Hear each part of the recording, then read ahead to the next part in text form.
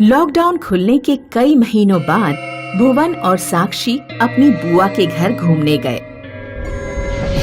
इस साल तो तुम दोनों ने घर पर खूब मौज मस्ती की होगी, क्योंकि स्कूल कॉलेज तो सब बंद थे। हाँ बुआ, ढेर सारी हॉलीवुड की फिल्में देखी और इंडोर गेम भी खेले। भुवन और साक्षी ने दिन भर बुआ से लॉकडाउन की बातें की। रात में भुवन और साक्षी खाना खाने के बाद जब सोने जा रहे थे तो उनकी बुआ ने कहा, तुम दोनों को सोते समय भी मास्क पहनना है। बुआ, क्या आप मजाक कर रही हैं? सोते समय मास्क हम क्यों पहनेंगे? वैसे भी मास्क लगा लगा कर थक गए हैं। बेटी, पिछले कुछ महीनों से गांव में एक चुड़ैल आती है जो उन लोगों के सिर काट कर ले जाती है जो मास्क नहीं पहनते। गांव के कई लोग अपनी जान गंवा चुके हैं। मैं नहीं चाहती कि तुम दोनों किसी मुसीबत में पड़ो, इसलिए रात में जागो या सो, लेकिन मास्क जरूर पहन कर रखना। बुआ जब चली गई तो भुवन साक्षी से बोला, मैंने न्यूज़पेपर में पढ़ा था कि लॉकडाउन के दौरान गांव में कई अफवाह फैली थी। लगता है ये भी कोई अफवाह है, इसलिए मुझे नहीं लगता कि हमें सोते वक्त मास्क पहनने की जरूरत है। लेकिन अगर बुआ की बात में कुछ सच्चाई हुई तो मैं तो मास्क पहनकर ही सोऊंगी। साक्षी ने सोते समय मास्क पहन लिया, लेकिन भुवन ऐसे ही सो गया। ज्यादा खा लेने के कारण साक्षी के पेट में दर्द हो रहा था, इसलिए उसे नींद नहीं आ रही थी। आधी रात को उसने पायल की आवाज सुनी। साक्षी को लगा कि कोई बाहर की गली से कमरे की खिड़की की तरफ आ रहा है। कहीं ये वही चुड़ैल तो नहीं जिसके बारे में बुआ बता रही थी? साक्षी ने तुरंत मेज पर रखा हुआ मास्क भुवन के मुंह पर डाल दिया। चुड़ैल खिड़की पर आ गई और झांक कर अंदर देखने लगी। लगता है इस गांव के लोगों ने तमीज सीख ली है। बिना मास्क के कोई नहीं दिख रहा है। चुड़ैल जब चली गई तो साक्षी ने तुरंत उठकर खिड़की पर पर्दा डाला। सुबह साक्षी ने जब चुड़ैल की बात भुवन को बताई तो भुवन ने उसका विश्वास ही नहीं किया। साक्षी, गांव वालों के साथ लगता है तेरा भी दिमाग खराब हो गया है। अगर तुम्हें मेरी बात का विश्वास नहीं है तो आज रात जागकर खुद उसे देख लेना। उस रात भुवन जागता रहा। आधी रात के बाद उसे पायल की आवाज सुनाई दी। भुवन ने मास्क लगाया और वह घर से बाहर जाकर एक पेड़ के पीछे छुप कर बैठ गया। चुड़ैल लोगों के घरों में खिड़की से झांक कर देख रही थी। सड़क पर एक शराबी गाना गाते हुए जा रहा था। शराबी ने मास्क नहीं पहन रखा था। नायक नहीं खलनायक हूँ मैं, मास्क कभी नहीं पहनता हूँ मैं। नायक नहीं खलनायक हूँ मैं। शराबी रोड पर गिर पड़ा। जब उठा तो उसके सामने चुड़ैल खड़ी थी। बिना मास्क के खलनायक बनेगा? चल मेरे साथ चल, अभी तेरी खलनायकी निकालती हूँ। चुड़ैल शराबी को झाड़ियों में ले गई। कुछ देर बाद भुवन ने देखा कि शराबी का बिना सिर का धड़ झाड़ियों से बाहर निकला और सड़क पर गिर गया। भुवन तुरंत भागकर घर में घुस गया और चादर ओढ़कर मुंह ढककर सो गया। अगले दिन सुबह भुवन और साक्षी ने बुआ से कहा, बुआ, हम दोनों ने चुड़ैल को देखा। अब मेरी बात का विश्वास हुआ या नहीं? हमें आपकी बात का पूरा विश्वास हो गया है, लेकिन मेरी एक बात समझ में नहीं आ रही है कि आखिर वो चुड़ैल बिना मास्क वाले लोगों की मुंडी काटकर क्यों ले जाती है। ये तो गांव में किसी को नहीं पता। भुवन और साक्षी ने डिसाइड किया कि वे दोनों चुड़ैल से बात करेंगे। साक्षी, तू आगे जाना और मैं पीछे चलूंगा। तुम्हें आग में जाने से डर लग रहा है क्या? हाँ, चुड़ैल एक लड़की है और तुम भी एक लड़की हो, इसलिए तुम्हारा उससे बात करना ज्यादा सुविधाजनक है। मैं लड़का हूँ, मुझे डर है कि कहीं वो मुझे देखते ही मेरी मुंडी ना काट दे। उस रात भुवन और साक्षी को चुड़ैल के पायल की आवाज सुनाई दी, तो वे दोनों डरते हुए बाहर गए। हाँ, हमारी गर्दन मत काटना, हम तुमसे बात करने आए हैं। हमने मास्क भी पहन रखा है। हम जानना चाहते हैं कि तुम बिना मास्क पहने लोगों की गर्दन क्यों काट देती हो। गांव के लोगों ने जब साक्षी और भुवन को चुड़ैल से बातें करते देखा तो वे अपनी खिड़कियों से झांककर बातचीत सुनने लगे। मेरा नाम माधुरी है। पिछले साल ही मेरी शादी हुई थी। महामारी के समय एक आदमी जो हमारे पड़ोस में रहता था कहीं बाहर से घूम कर आया। उसे जुकाम और खांसी थी, लेकिन वह बिना मास्क के घूमता था। मैंने और मेरे पति ने उससे मास्क पहनने के लिए कहा, लेकिन वो नहीं माना और उल्टा हमसे ही लड़ने लगा। आखिरकार वही हुआ जिसका डर था। कुछ दिनों बाद वह आदमी मर गया। उसकी बीमारी हमें भी लग गई और हम भी बेमौत मारे गए। इसीलिए अब गांव का कोई भी आदमी बिना मास्क के घूमता है तो मैं सीधे उसकी गर्दन काट देती हूँ। तुम्हारे साथ जो हुआ उसके लिए हमें बहुत अफसोस है, लेकिन महामारी अब खत्म होने वाली है। गांव के लोग डर के मारे रात में सोते समय भी मास्क पहनते हैं।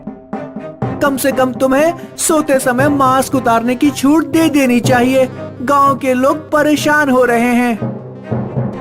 ठीक है, सोते समय गांव वाले मास्क उतार सकते हैं, लेकिन घर से बाहर निकलने पर उन्हें मास्क पहनना ही होगा। ऐसा कहकर चुड़ैल चली गई। गांव के लोग अपने अपने घरों से बाहर आए और उन्होंने साक्षी और भुवन को धन्यवाद दिया। गांव के लोगों, स्वस्थ व्यक्ति से ज्यादा बीमार व्यक्ति को मास्क पहनने की जरूरत है, क्योंकि एक बीमार व्यक्ति कई लोगों को बीमार कर सकता है। इसलिए खांसी जुकाम होने पर मास्क जरूर पहनकर रखना है। इसमें हमारे और हमारे परिवार की ही भलाई है। लालू और मुन्ना में गहरी दोस्ती थी। दोनों साथ साथ काम पर जाते और वापस भी साथ में ही लौटते। कुछ दिनों पहले ही दोनों ने एक साथ एक ही मंडप में शादी की थी। एक रात जब वे दोनों घर लौट रहे थे तो मंदिर के पास उन्हें एक औरत सिंदूर बेचती दिखी। मुन्ना, मैं सोच रहा हूँ कि शबनम के लिए सिंदूर खरीद लूं। तुम अकेले क्यों खरीदोगे? मैं भी अपनी कामनी के लिए सिंदूर खरीदूंगा। लालू और मुन्ना सिंदूर खरीदकर अपने अपने घर ले गए। लालू ने अपनी पत्नी से कहा, शबनम, आज मैं तुम्हारे लिए सिंदूर लेकर आया हूँ। तुम्हारी सूनी मांग अच्छी नहीं लगती। आज के बाद हमेशा तुम्हारी मांग में सिंदूर दिखना चाहिए। उस रात शबनम सिंदूर लगाकर ही सो गई। रात में अचानक खटपट की आवाज से लालू की आंख खुल गई। उसने देखा कि शबनम अपनी सिंगारदानी का सामान निकालकर बाहर फेंक रही है। शबनम, ये क्या कर रही हो? क्या तुम्हें श्रृंगारदानी का सामान पसंद नहीं? शबनम ने लालू की बात का कोई जवाब नहीं दिया। जब श्रृंगारदानी का सारा सामान बाहर फेंका जा चुका था तो शबनम ने एक ईंट से श्रृंगारदानी तोड़ी और दरवाजे से बाहर फेंककर वह सोने चली गई। इसे क्या हो गया है? लगता है मुझसे नाराज है।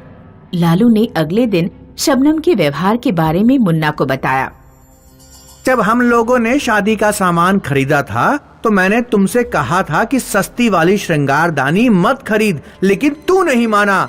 आज ही उसके लिए महंगी वाली नई श्रृंगारदानी लेकर जा। रात में जब लालू घर पहुंचा तो शबनम का चेहरा देखकर डर गया। शबनम के पूरे चेहरे पर लाल सिंदूर पुता हुआ था और वह शादी की फोटो फाड़ फाड़ कर फेंक रही थी।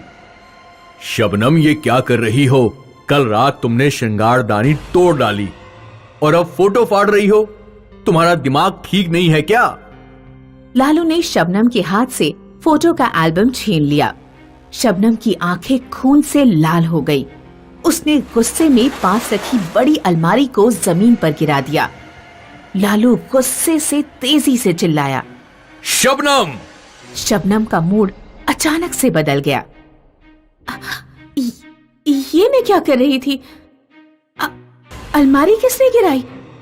और ये हमारी शादी के फोटो किसने फाड़ दिए?